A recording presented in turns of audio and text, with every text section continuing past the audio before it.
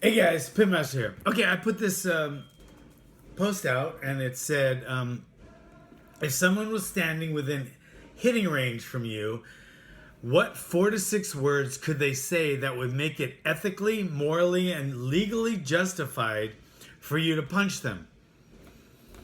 And a lot of people came back with nothing. You can't, there's nothing somebody can say to you which would allow you to hit them. And I semi agree with that.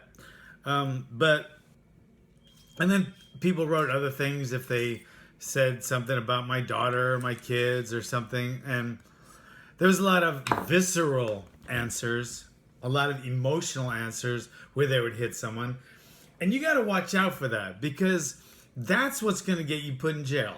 I mean, it doesn't matter what someone says to you. If they're standing close enough to hit you, but they're talking about how ugly your daughter is or something about your mother or, you know, one of your kids, and people were saying they would hit them over that. And that kind of concerns me because that's going to end you up in jail. And what kind of father are you going to be? What kind of provider are you going to be to your children if you're locked up? No, you're going to be a terrible father if you get locked up because you lost your cool because some guy talked about one of your kids or your mom or your wife or whatever. Okay, so with that said though, what could someone say to you to make it legally, ethically, and morally okay to hit them? There's nothing specific. Nothing specific.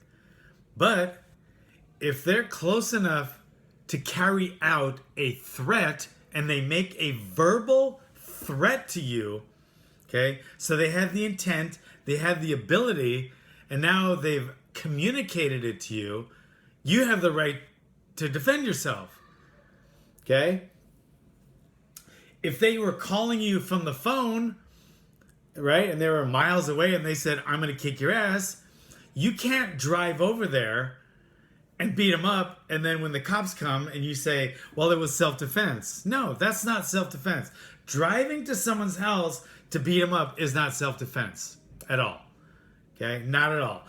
But if somebody's standing right here and you're in imminent danger of being hit, and you truly believe you are because of their verbal threat, then you have the right to defend yourself. That's what self-defense is. Self-defense says that you are allowed to defend yourself and others if you are in imminent danger of physical harm, not emotional harm. You can't hit someone because they made you sad or you had to go to a safe place or something like that.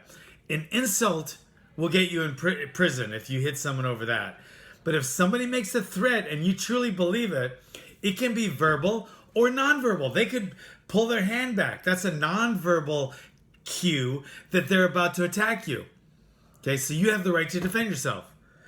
Now, they might use a verbal cue and say, I'm going to hit you right now. Why wouldn't you believe they're going to? They're close enough to, right? So they've communicated that they're going to. So they had the intent, right? Verbalized. And they have the ability. They're close enough.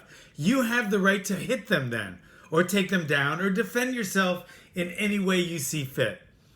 Okay?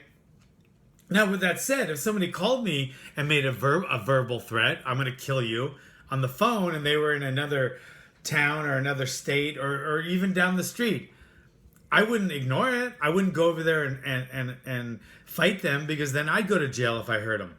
What I would do was call the authorities. I would call the police if somebody threatened me, if it was on the phone. No matter where they are. If somebody threatened me physically or any of my loved ones, I would call the police. I would try to get a restraining order, and I would want a report filed. If they truly physically threaten me, okay, I would want a police report made. I would want a restraining order. I would want some kind of safety, or at least if I ended up having to hurt them later, I want a paper trail that they had already threatened me. Okay? So with that said, if anybody physically threatened me verbally and they were close enough to do it, and I truly believed that my life or my limb were in danger, I would strike. I would strike preemptively and first, because that's what self-defense is. You are allowed to strike first if you feel like your life or limb are in danger. All right? I hope that answered your question, guys. And if you have any more questions, please comment below. And thanks for coming.